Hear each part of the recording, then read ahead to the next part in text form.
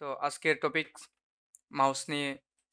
মাউসের কি কাজ, কোন বাটনে কি কাজ করতে হয় এবং শর্টকাটের মাধ্যমে কি করে আপনার এই হুইল বাটন কাজে লাগাবেন।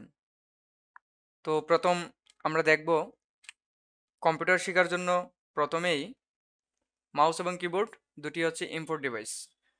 তো ইনপুট ডিভাইসের মধ্যে মাউস একটি বিশেষ গুরুত্বপূর্ণ ভূমিকা পালন করে, কারণ মাউস ছাড়া আপনি কোনো প্রকার ইনপুট দিতে পারবেন না কম্পিউটারকে।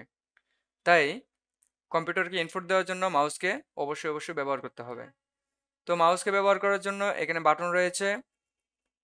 মাউসের প্রকারভেদ বিভিন্ন রকম রয়েছে বিভিন্ন কোম্পানির। তো এখানে আমি অ্যাফোটেকের যে মাউসটা ওইটাকে আমি খুব ভালো স্বাচ্ছন্দ্য বোধ করি, এটা দিয়ে আমি কাজ করি।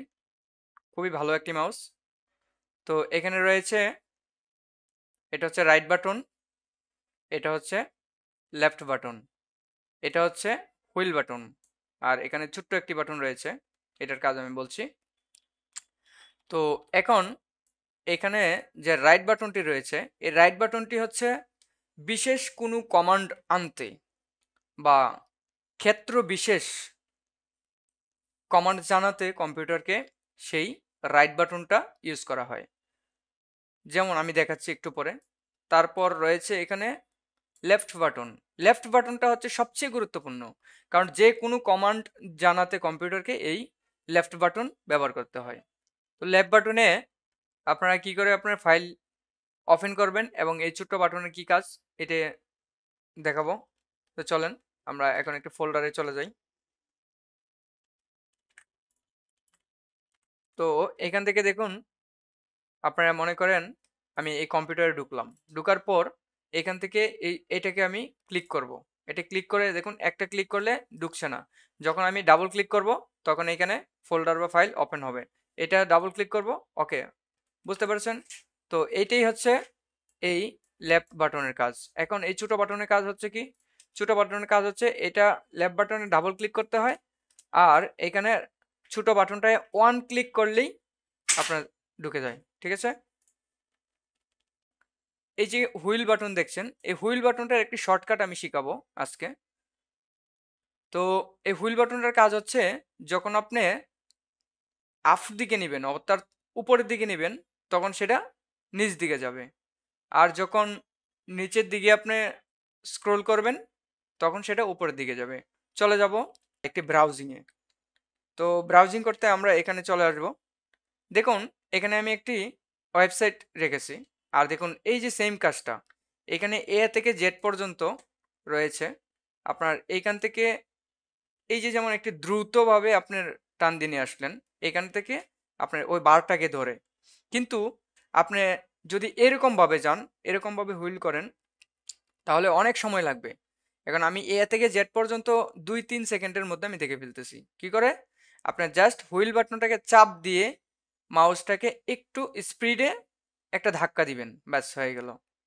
কোনো কিছু যেমন এটা প্রয়োজন হবে কখন? যখন আপনি এরকম বিভিন্ন আপনার নেম লিস্ট থাকবে, তখন আপনি একদম সর্বশেষ পর্যায়ে যেতে এটা আপনি শর্টকাটের মাধ্যমে কাজ করতে পারবেন।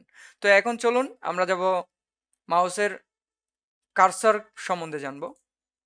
যারা মাউস কার্সার নিয়ে অনেক সময় বিপদে থাকেন, সমস্যায় পড়েন, স্পিড নিয়ে সমস্যায় পড়েন এবং কার্সারকে গতি বাড়ানো কমানো করতে হয়, সেটা দেখব। তো এইখানে এসে সার্চ বাটনে এসে আপনি কন্ট্রোল প্যানেলে ক্লিক করবেন। এখান থেকে থাকবে হচ্ছে ক্যাটাগরি হিসেবে। তো আপনি ক্যাটাগরি থেকে স্মল অথবা লার্জ আইকন হিসেবে এখানে ক্লিক করে আপনি ওগুলো বড় করে নেবেন। তো তখন এখানে মাউস আসবে। মাউস আসার পর এখান থেকে দেখুন প্রথমেই রয়েছে বাটন কনফিগারেশন।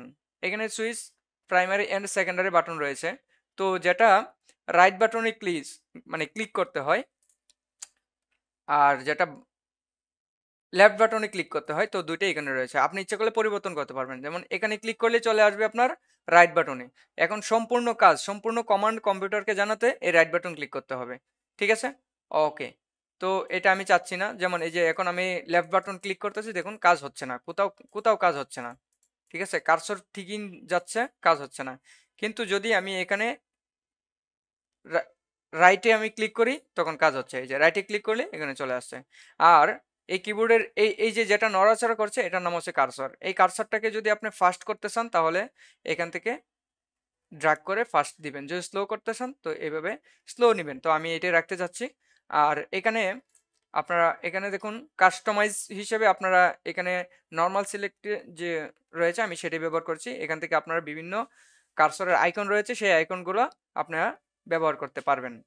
তো ধন্যবাদ, আশা করি আপনাদের ভিডিওটি ভালো লেগেছে।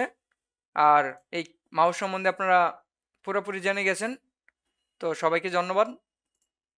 আর এখানে হুইল রয়েছে, হুইলগুলো একটু রোল আপ করে এ করে আপনি দেখতে পারবেন।